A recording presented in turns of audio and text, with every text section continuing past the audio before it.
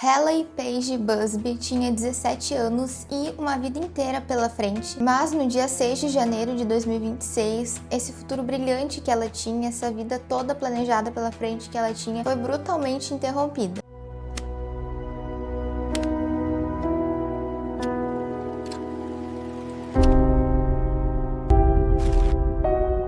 Oi pessoal, tudo bem com vocês? Eu sou a Julie e no vídeo de hoje eu vou falar sobre o caso da Haley. Foi um caso muito recente e ainda tem muitas coisas acontecendo, o caso ainda está sendo levado adiante, então aqui a gente não vai ter uma conclusão, mas a gente vai saber sim o que é que acontece e quem que fez isso com ela, então fica aqui nesse vídeo que eu vou te dizer tudo o que acontece por trás desse caso que está sendo ainda apurado. Mas antes de começar o vídeo eu vou te pedir para se inscrever no canal, ativar as notificações para sempre que sair um novo caso aqui tu ficar sabendo, curtir esse vídeo para ajudar o YouTube a entregar para mais pessoas e comentar também se tu puder, nem que seja só um emoji, qualquer coisa já ajuda demais. Então chega de enrolação e bora pro caso de hoje. A Haley nasceu no dia 9 de outubro de 2008 e ela amava música, livros e amava estar com a família dela. Ela era uma jovem muito linda, inteligente, determinada, muitos na volta dela amavam estar com ela, muitos gostavam e viam essa alegria, essa luz que emanava da Haley. E nesse caso de hoje a gente vai falar muito sobre a internet ali com os jovens, né? Então crianças de todo mundo estão sendo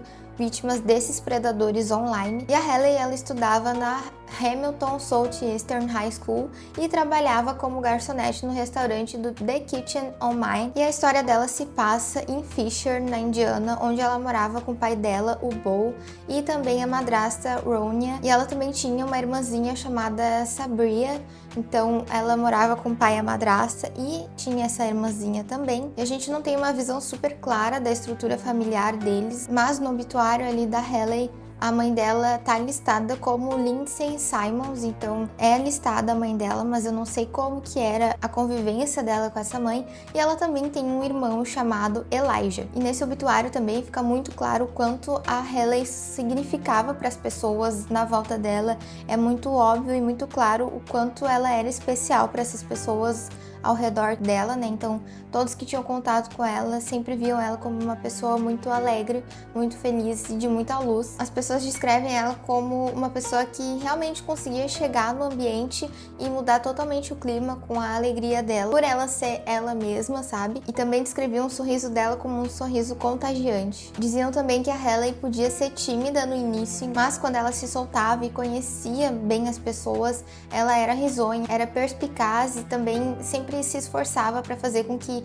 as pessoas se sentissem vistas e amadas. E também parece que ela era uma irmã mais velha incrível, porque não importava o que estava acontecendo ali na própria vida da Haley, ela sempre estava em casa para colocar a irmã dela para dormir de noite, a Sabria, né, que é a irmã mais nova dela, para colocar ela para dormir na cama. Então ela sempre chegava, botava a irmã para dormir, dava um beijinho de boa noite. Então era uma coisa assim certa que ela sempre ia fazer, independente do que tivesse acontecendo com ela. E também a Haley era uma pessoa muito trabalhadora, muito determinada, e isso transparecia de duas formas diferentes. Primeiro, que ela ia muito bem na escola, então ela tinha a aspiração de se tornar jornalista um dia, então ela se esforçava muito, ela fazia parte de uma equipe de jornalismo da escola e o objetivo dela era estudar e entrar numa faculdade de jornalismo em Indiana, na Universidade de Indiana, um sonho que muitos dizem que com certeza ela teria realizado. A Haley inclusive estava guardando dinheiro para entrar na faculdade, o que leva a gente à segunda coisa na qual ela se dedicava muito,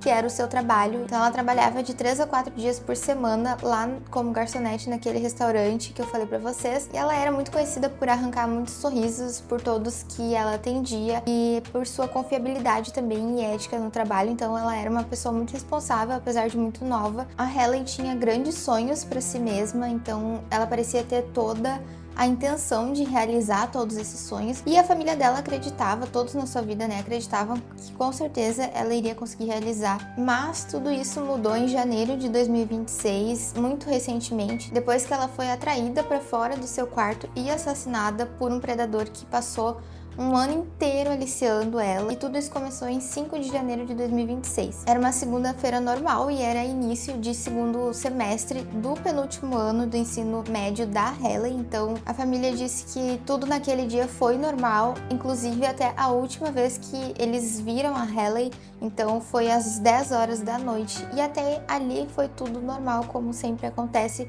todos os dias na rotina da família. Só que às 6 horas da manhã seguinte ela havia desaparecido. Então, quando o pai e a madrasta notaram, acordaram e viram que a Haley não tinha se arrumado aquele dia, as coisas dela estavam ali no quarto, eles imediatamente tiveram um mau pressentimento. Esse pressentimento só piorou quando eles foram lá no quarto dela e viram que ela não estava lá em lugar nenhum. Documentos tribunais federais revelaram depois que a Haley tinha deixado um bilhete para os pais dela dizendo que ela tinha sim fugido, pedindo que ninguém procurasse por ela, o que foi algo bem estranho, né? E os pais falaram que não tinha a menor possibilidade de eles terem deixado ela fugir assim e simplesmente deixar ela ir embora daquele jeito, sem mais nem menos. E claro que assim que eles perceberam que ela tinha sumido, eles entraram em contato direto com o departamento de polícia de Fishers e registraram então um boletim, né, de ocorrência de pessoa desaparecida. E logo eles fizeram essa classificação pelo que eles viram, ou melhor, pelo que eles não viram, que foi quando eles olharam ali a casa, né, foram revistar, não havia sinais de arrombamento ou qualquer outra coisa que sugerisse que tinha sido um sequestro, sabe? E claro, tinha aquele bilhete também deixado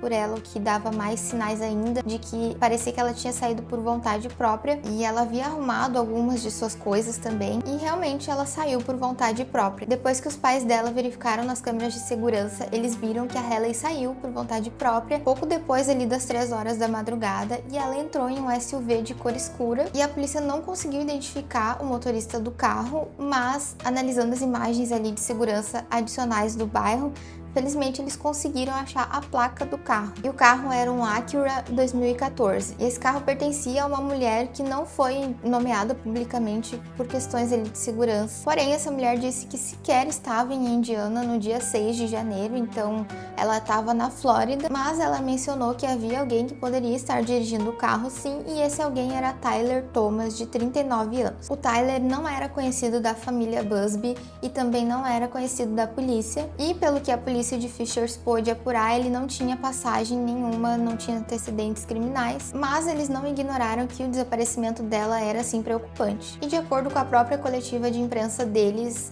a polícia de Fishers localizou o Tyler poucos dias depois do desaparecimento da Haley, e ele não parecia ter nenhum endereço registrado no nome dele, e muitas fontes sobre esse caso depois o descreveram como um morador de rua, um sem-teto no caso, embora eu acho que talvez ele fique morando ali de favor na casa de um e outro, mas ele não é realmente um sem-teto, ele não mora nas ruas, né? Tanto que ele falava ali com a Haley por celular, então ele morava de favor na casa dos outros, por isso que ele não tinha um endereço registrado no nome dele. A gente ainda não sabe qual é a conexão do Tyler com essa mulher dona do carro, ou como ela saberia que ele estaria dirigindo o carro dela. Ainda tem muito mistério nessa parte do quebra-cabeça, e a gente também tem muitas questões sobre a casa em que ele foi encontrado, porque pelo que eu entendi, ao menos ele estava morando lá, né? Então ele tinha acesso àquela casa de alguma forma, mas essas questões ainda não foram esclarecidas, né? Como eu disse, é um caso muito recente, a gente ainda não tem acesso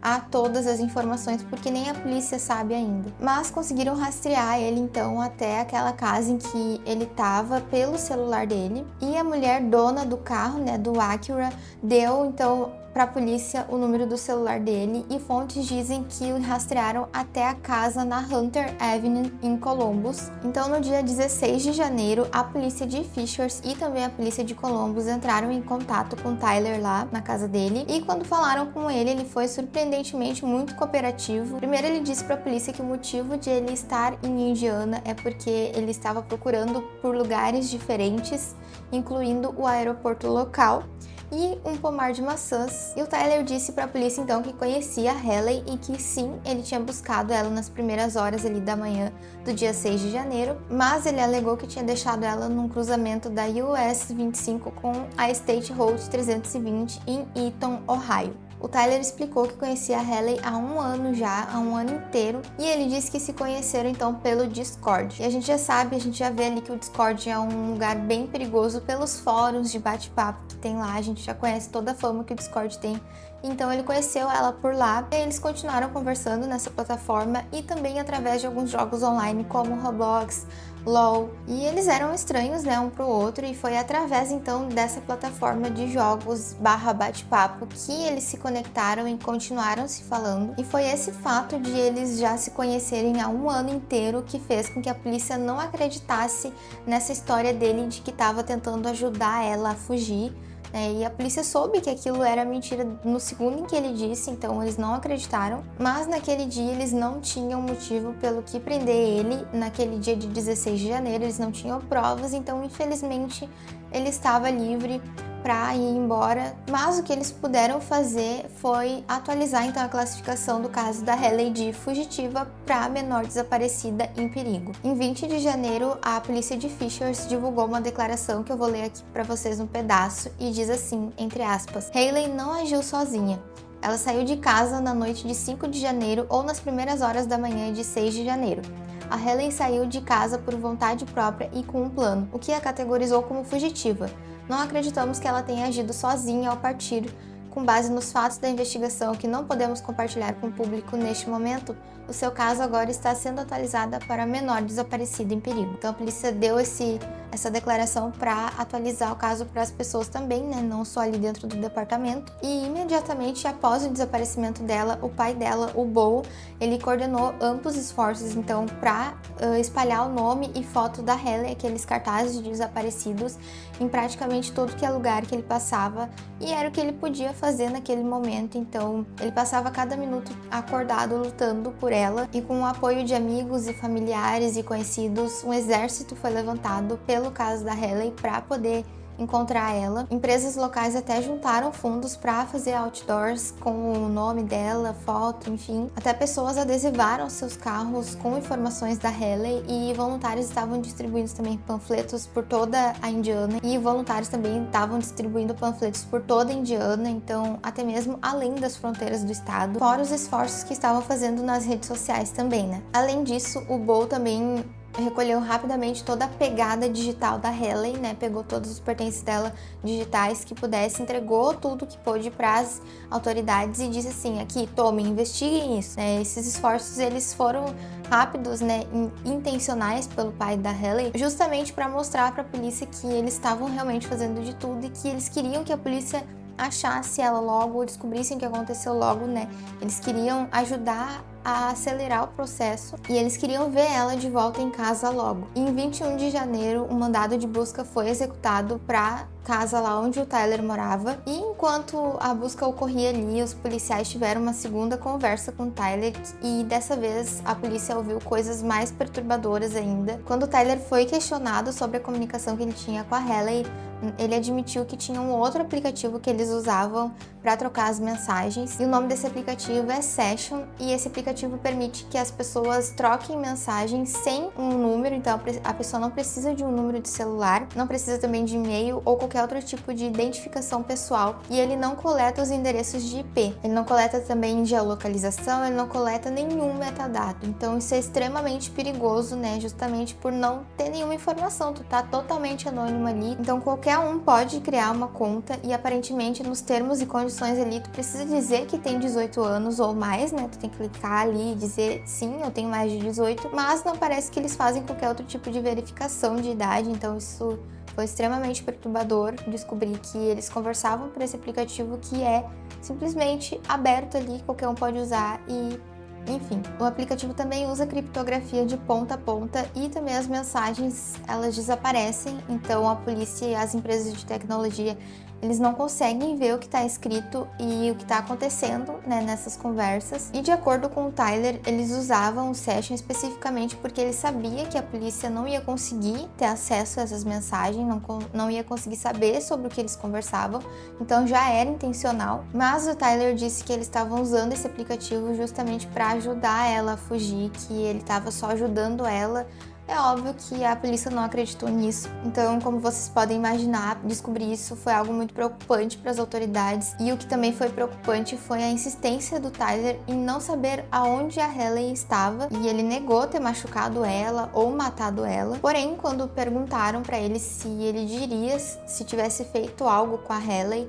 ele disse que não diria se tivesse feito algo, e aí ele pediu um advogado. Conseguir com que ele confessasse alguma coisa além disso seria muito difícil, mas no fim das contas eles não precisaram de uma confissão para descobrir o que aconteceu, para descobrir a verdade, porque durante ali o mandado de busca eles conseguiram confiscar então o celular e os aparelhos eletrônicos do Tyler, e assim que os dados ali desses aparelhos foram processados, eles perceberam naquele ponto a profundidade da desumanidade do Tyler. De acordo com documentos do tribunal, então, tinha um arquivo de imagens de abuso infantil no telefone dele, na qual a Haley aparecia, e eles conseguiram perceber que essas imagens que foram tiradas da Haley foram tiradas naquela casa onde eles estavam fazendo a busca. E primeiro que isso provou o que quase todos já sabiam, que é que ele não deixou ela simplesmente na beira de estrada, como ele tinha falado, né? E segundo, confirmou também que ele tinha cometido esses crimes, vários outros crimes, incluindo realizar esses atos, né?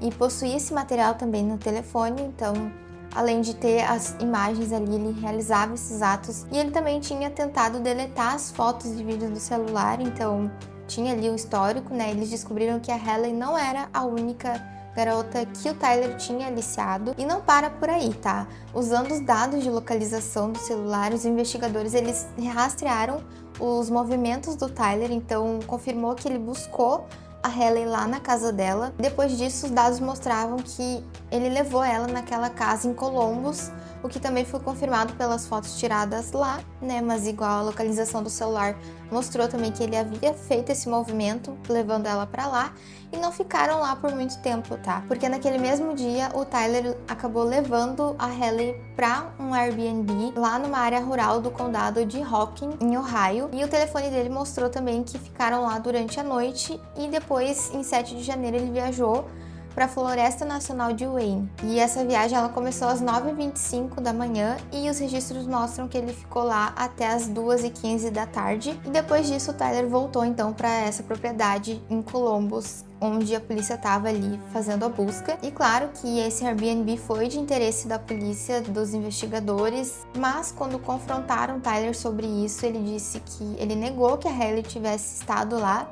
e ele disse que alugou o lugar como um refúgio para si mesmo, mas obviamente a polícia sabia que isso também era mentira, e não apenas tinha imagens da Haley nesse Airbnb no telefone dele, mas também ele colocou como 2 hóspedes na reserva desse Airbnb. Então isso desencadeou não apenas a busca no próprio Airbnb, mas também na área ali ao redor desse Airbnb. Mas nada foi encontrado então nessa busca. Os dias de Tyler como um homem livre estavam contados. Em 31 de janeiro de 2026, relata-se que ele se entregou a pedido das autoridades. E durante esse pedido, ele foi acusado de incentivar o material de conotação sexual envolvendo um menor, né, uma menor de idade, e além de adulteração das evidências também. No dia seguinte, a polícia de Fishers fez uma coletiva de imprensa, onde pela primeira vez os detalhes específicos do caso da Haley vieram à tona, e essa investigação está sendo conduzida por múltiplas agências, então tem o FBI e a polícia de Fishers, enfim, tem várias agências inclusas nesse caso, e os 3 departamentos de polícia locais envolvidos no caso, eles precisavam de recursos federais que o FBI forneceu de bom grado, e no mesmo dia que essa coletiva de imprensa aconteceu, os restos mortais da Haley foram encontrados. Em 1º de fevereiro de 2026, então um dia após se entregar, o Tyler levou os policiais, os investigadores, até o corpo dela. Os restos mortais dela foram encontrados no condado de Perry, Ohio, na Floresta Nacional de Wayne, a mesma área onde o telefone do Tyler localizou ele no dia seguinte ao desaparecimento dela, e infelizmente ela tinha sido desmembrada, e detalhes adicionais em relação à causa da morte dela não foram divulgados,